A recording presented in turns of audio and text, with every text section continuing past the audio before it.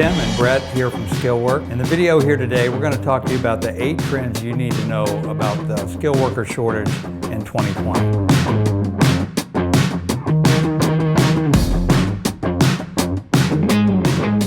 You know, the studies confirm that already now in 2020, we've got a shortage of over 1 million skilled workers that we need out there that we don't have. Even though there's a big push to get more kids into trade school and get more training and those type of things, the reality is the problem is going to grow to over 2 million by the year 2025. One of the main drivers of that is we've got an aging workforce with the baby boomer generation who over the next 5 to 7 years is going to be leaving the workplace. Basically, the number of younger people coming behind them, whether it's the millennial generation or other generations or generational age groups, you know, there's just not as many coming behind them to fill it at this time. So, you know, this whole problem has really been created over the last 20 years. You know, it's well talked about and well documented,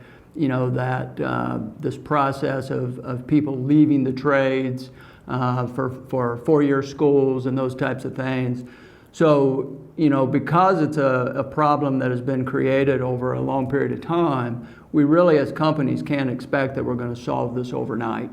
Yeah, and I think, you know, companies recognize that, so they're doing what they can, throwing resources and looking at different approaches. But generally speaking, the traditional methods that we see companies using, posting jobs, expecting candidates to walk in, doing the traditional interviews, resume searches, that's just not as effective as it used to be. And with this growing gap that we're seeing, they're going to have to come up with a different approach and way to be able to fill the vacuum you talked about, Brett. Yeah, I mean, you've got to use all resources. You know, I think strongly that you know, the talent is out there. You just got to find the talent and get it to where you need it. You know, like you said, the idea of posting a job and waiting for somebody to walk in the door and hire them for that is just becoming a much more difficult you know, scenario or solution anymore. Yeah, and you know, and the aging workforce, just by the fact that they have been there a long time, that experience is walking out the door as well. So we're seeing not only a compelling challenge to be able to fill the gap, but the fact that the experience that's been gathered over all those years is walking out the door. So that makes the challenge even more significant. Projections indicate that HR spending is going to go up by about 10%, roughly across all the sectors that we deal with. So obviously, because there is a shortage, folks are traditionally solve problems, they throw resources at it. This problem is no different. So 10% increase in budgeting in the HR space, but companies are conversely looking to hire fewer people. So they're going to spend more money to hire fewer people. They're investing in their HR space and the recruiting capabilities, but the same surveys that we're seeing saying that they have less confidence in their ability to actually solve the problem doing this. So I'm looking at this, I'm trying to make sense in my head that I'm going to spend more money to hire fewer people, but I expect less results. No, for sure. Well, you know, I think what it says to us, Tim, is the increase in spending means that everybody recognizes this is a big problem in their industry. Probably their number one problem is finding the talent they need to achieve the goals that they've set out for. And so to your point, though, you know, they're putting the money into some fixed cost and into some traditional methods. Nothing wrong with any of that. Right. It's just if it isn't giving you the full results that you're looking for, it's probably worthwhile to explore, are there other options out there? Are there other ways to drive the talent to you? There's absolutely nothing wrong with looking for ways to invest your resources to solve problems. That's what we're supposed to do as leaders. But sometimes you need to look at alternative methods or solutions to reduce that risk. It's a real risk, and while some traditional methodologies make a lot of sense, perhaps now is a good time to be looking at alternative solutions. So whether you're investing in your own internal recruiters, whether you're investing in sponsoring trade schools, you know, to try to drive, you know, people your way, or whether you're investing in other resources, such as a company like ours, Skill Work, that provides a supplemental labor model. Whatever you're doing, you just want to make sure that the combination of all of it is getting you the result that you're looking for. Cognitive skills, personality, as well as traditional skills-based testing is on the rise. Recent surveys show that it is now the third most critical factor with respect to hiring, and companies are embracing the technology behind and the science behind pre-employment testing, behind only face-to-face interview and traditional resume. So it's clearly the third most important thing. The challenge with that is, it's to a lot of companies, this is not their expertise. As I mentioned, there's a lot of science behind it, and there are a lot of companies that offer this sort of capability to you as an employer. We firmly believe that it is a great resource and tool. We have invested heavily into that, and we have expertise in this space as far as how you leverage the capability, how you leverage the tools to be able to help you take a large funnel of potential candidates down to those few that are really going to fit your skill need, fit in with your culture, and fit in with your team.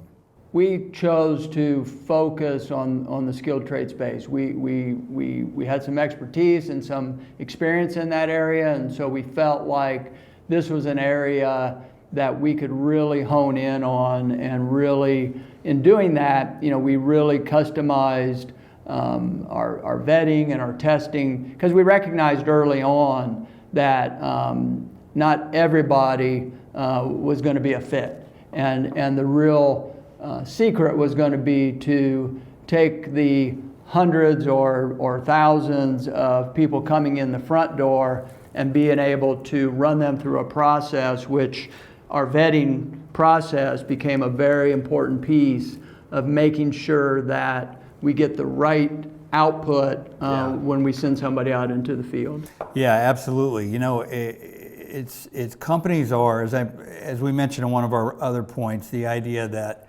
that companies are going to be hiring fewer people, but they're looking for higher quality candidates.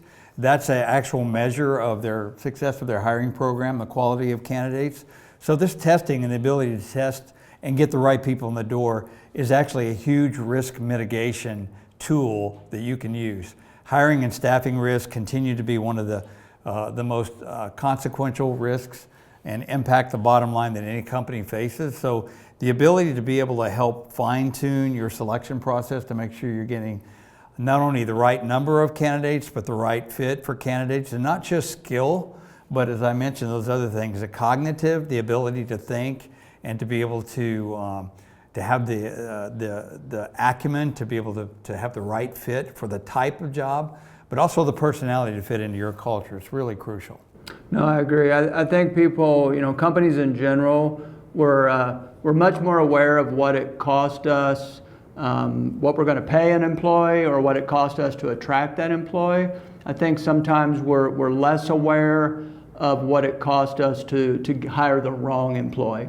Getting the wrong employee, the transition to that, and then restarting the process is a very costly mistake. So to your point, that risk mitigation of not being perfect on the hiring side, but improving your odds or your results, I think is key. And obviously at Skill Work, it's something that we've put a lot of time into perfecting that process on the front end with our vetting. Yeah, and the fact is, we're not perfect either, and we don't always get the exact candidate, but we have that risk. The risk is on us. If I'm providing you that candidate, Brett, yep. If we don't get you the right guy, we will fine tune our process. We get smarter with you every time we walk through this, and you no longer maintain that risk. We hold the risk associated with that to make sure that you can focus on growing your business. Prior to Skill Work, I spent 30 years in the manufacturing space, and so this topic, it was a reality that we lived, and so automation has become, out of just pure necessity, something that manufacturing companies have gone to. finding what we would refer to as a frontline worker. So, finding those frontline workers, people that would work on the lines, whether it be any type of manufacturing facility, the ability to find the number of people you needed was a growing concern. So one of the things that made a lot of sense in the boardroom was to say, well, if we put in automation on this line, it will eliminate the need for 5 or 6 frontline workers. And so it wasn't so much a need to eliminate those people. We weren't getting rid of people, they just weren't there. And so it truly was out of necessity that a lot of automation was being looked at to put into these different facilities. All seemed great on the surface. The challenge that it created was it drove demand for a much more highly technical service technician. And these facilities, in a lot of cases, didn't have them. And so now you created a different issue that you had to find a solution to, because you had spent millions of dollars in automation and robotics and these types of things, with then a reality that we don't know how to keep this equipment running. And we have to find those individuals. Right. So in an effort to try to solve their problem of a shrinking pool of skilled workers to keep their equipment running, they turn to automation technology, which is a good thing, helps industry become more efficient. But as you mentioned, now we got to find those, very advanced skilled technicians that may not be as readily available as they used to be in your local area, for example. So that's again where we have been able to search across the country for the specific needs that you need to be able to address whatever automation or robotics that you're either bringing on or considering bringing on. So again, we help solve that growing challenge of finding the right people at the right time for what you need. No, that's exactly correct. As I talked about, I had personal experience in it. I have a friend in the industry as well, a very large organization. Companies that have that level of resource, he shared with me specifically that they had invested millions and millions of dollars in automation. Right. And the reality was they had lines setting in the plants that they weren't running because of this issue. And so, it's a real issue. To your point, I think it really puts more emphasis on being able to find, as you said, the right talent and get it to the right place at the right time, which at Skill Work, we definitely believe that we can help you do that. Yeah, so the idea about investing your capital into advancing technology is a great idea, but that comes with some other challenges that we can help you address as you move into 2020 and beyond. It's really no secret that most middle schools, high schools continue to highly emphasize preparation of their students for traditional 4-year university or college education. As a matter of fact, most of them measure their success, get a lot of their funding, get a lot of their accolades based on how many of their students they put into 4-year colleges. Meanwhile, they're minimizing emphasis on skilled trades and pushing people towards those sorts of post-secondary educational opportunities. So we see this trend across the culture that success is measured only in if that young person is getting a 4-year degree, and we see the statistics are all over the place that many of these young people are going to 4-year schools and they spend 4 or 6 years there, getting just tons of debt as they come out of college with degrees that in many cases really don't lead them to any sort of career or job placement. Matter of fact, Brett, you and I, we both have kids that have gone through college. We've raised our kids, and we're kind of guilty of this in some regards ourselves, because we look at that and say like, well, where are your kids going to school, right? We had a conversation recently. Yeah, no, it's absolutely true. Like I said, there's a lot of talk about emphasis on trade schools and encouraging kids to consider the trades, versus just immediately a 4-year education, and that's true. And there is some positive trend in that direction, but just the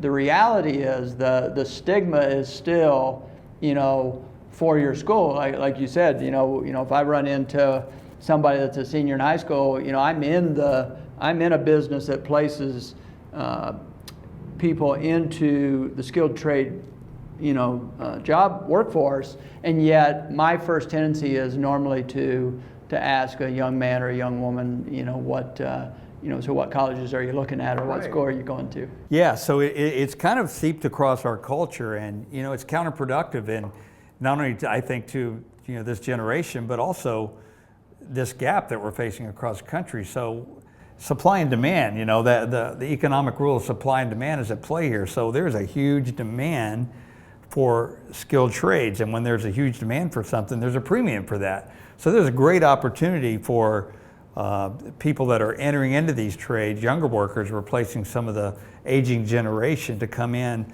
to not only have job security, but the opportunity to move around, to be selective, and to earn a great living rather than be saddled with debt, or perhaps a degree that really is not going to be able to help you achieve some of those lifelong goals you have. So that trend to pushing people towards four-year universities is continuing to grow. Yep, it is. I mean, like I said, we give it a lot of talk, and I think there are some encouraging things. We're even seeing some high schools that are reintroducing shop class and whatnot. And I think our point is while that is the case, the reality is this is a long process to turn this wheel back to where there's a stronger emphasis and a value and a respect put back on the trades, to where we really start to decrease this shortage and fill this is just going to take time. So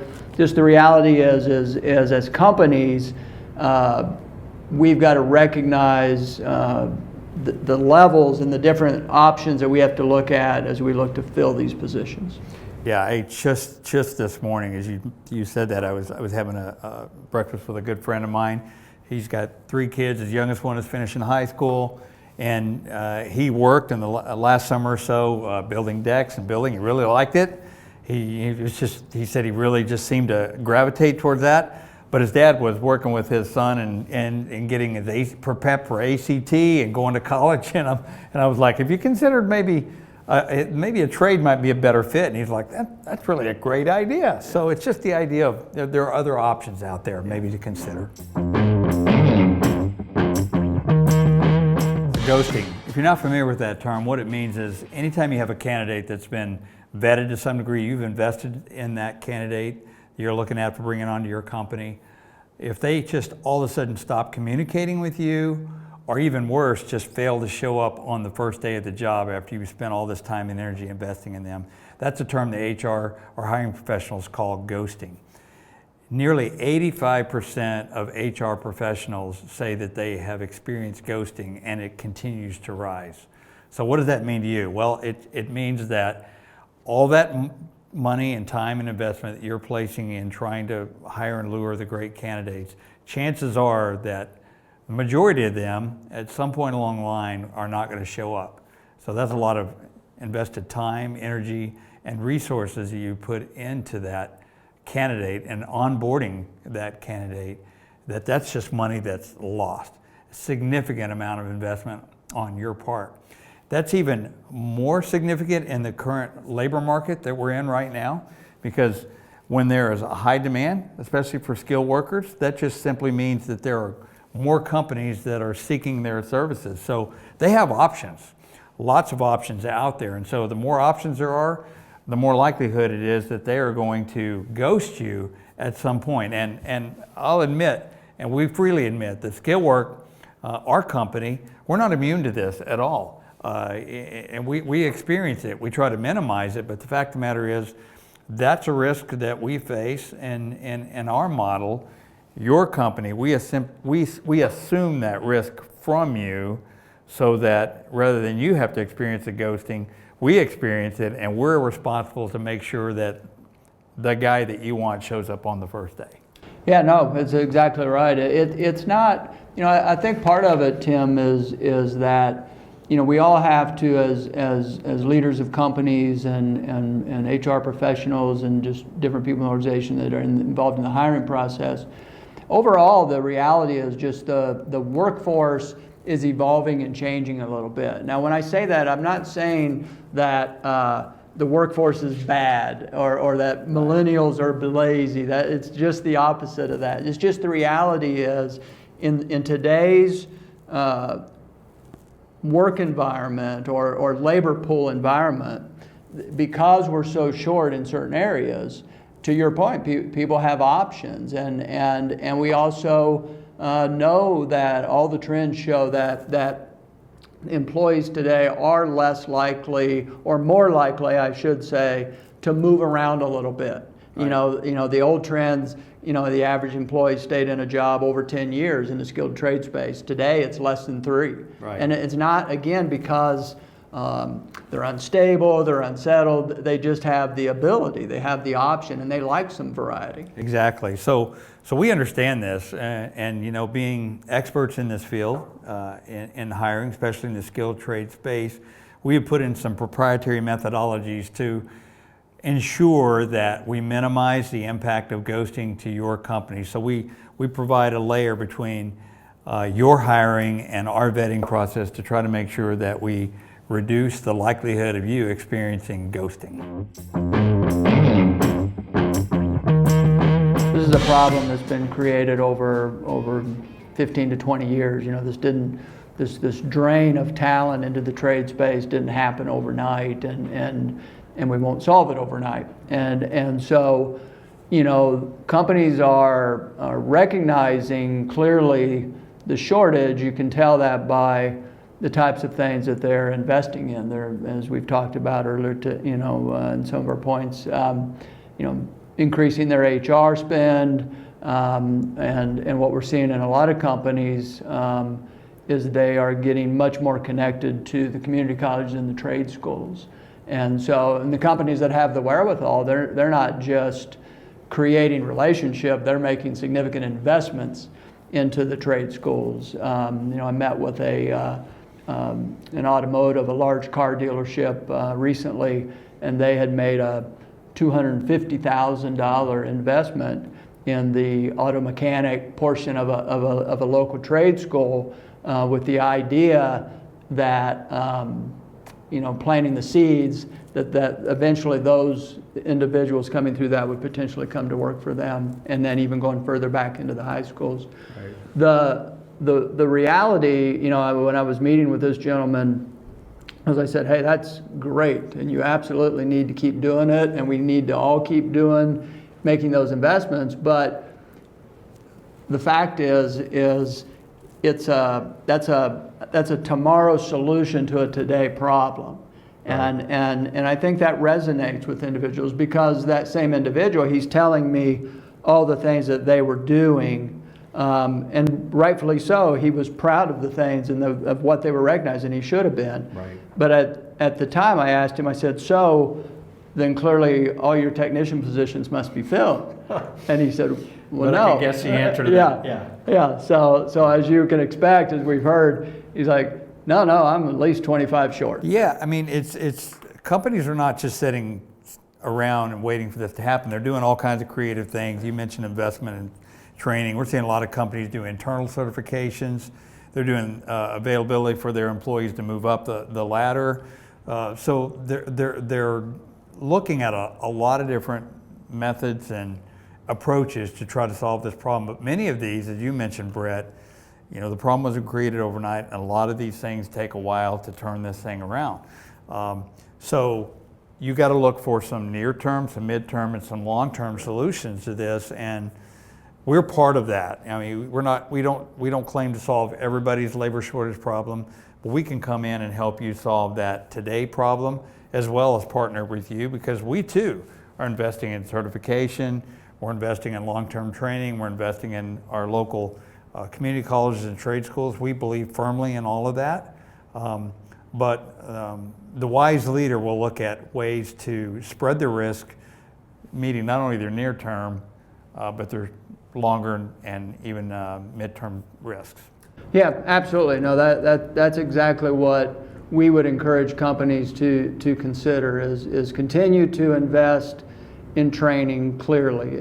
Do it at the trade schools, do it with your own employees.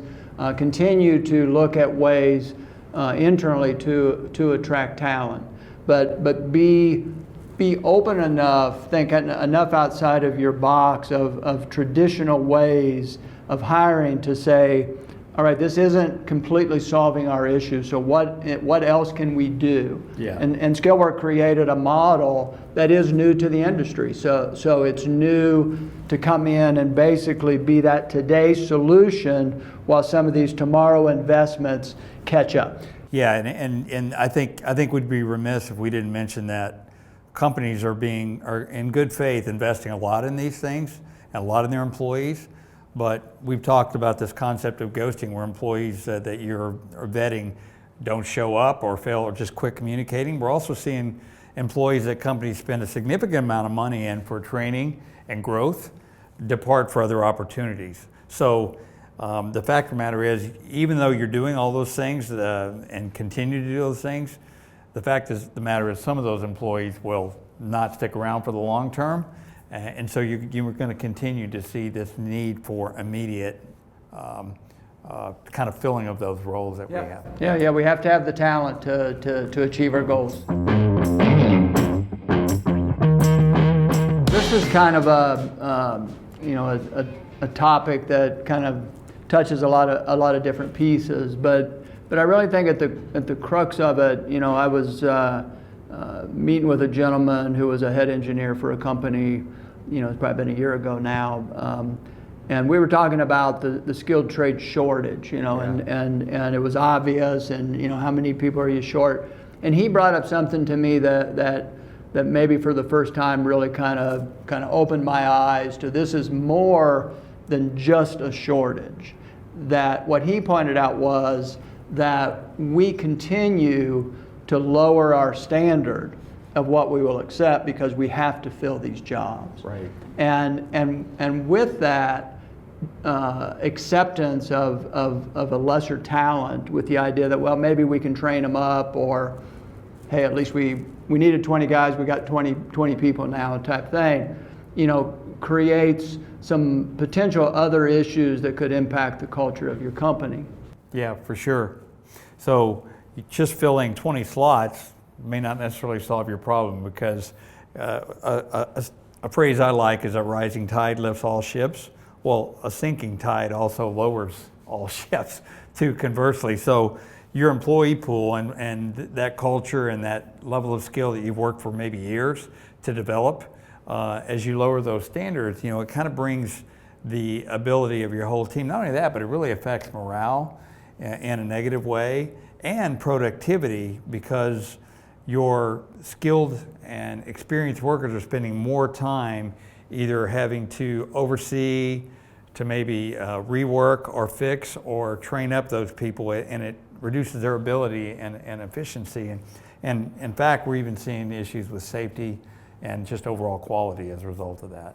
Yeah, no doubt. Like you said, I mean, it's right or wrong. If you're a person on a technician or a construction manager, or whatever the case may be, if suddenly you're being given people on your team to work with that really don't meet the standard, whether we like it or not, that slows everybody down, and it also creates a level of frustration. So as employees or employers, we need to recognize that. We need to recognize that lowering the bar and accepting lesser talent because that's all that's available to us in the traditional hiring model is not okay. Right, and we're not saying it's okay. Actually, we're saying, why settle for a lower standard? Why not set your standard and go find the right people at the right place for the right time? So that's something that we have developed proprietary approaches to be able to make sure that we're getting you the right folks that meet your standard and allow you to continue operating at peak efficiency.